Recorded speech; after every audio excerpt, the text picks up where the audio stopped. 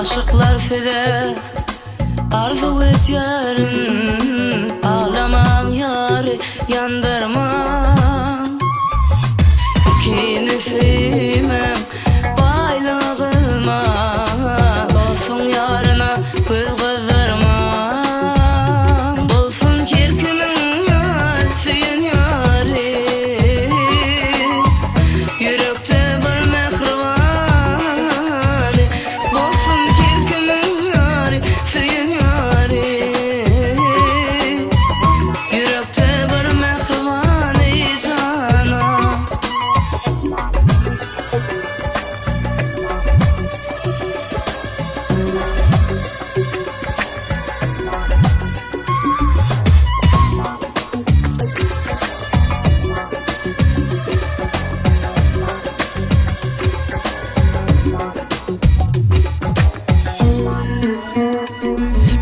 Doğruyunu söylen, bulmam bir vefa çekmem siz cefa. Söyünmez bilen sürümsüz sapan, Musa'lı Yusuf Süleyha. Olsun kirkimin yar süyün yarı, yürekte bir mehriban. Olsun kirkimin yar süyün yarı, yürekte bir mehriban icana.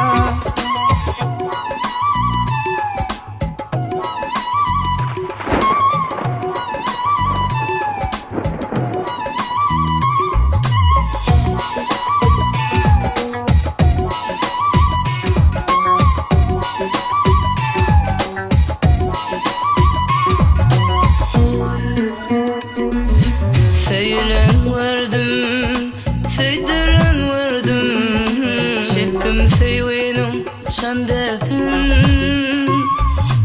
Yanıp bedenen doyduran verdim, dostlar maslahat ken verdim.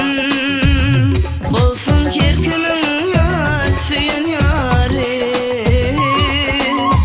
yürekte bir mehriban. Olsun kirkimin yar süyün yarı, yürekte bir mehriban icana. Yo, şimdi feyanı anlatman, kişini ağlatman. Kıyda olanlar ecidir, siz oları ağlatman. Kıylar sizem anlatman, oğulları ağlatman. Feyan değil olana, başka aşığa gitmem.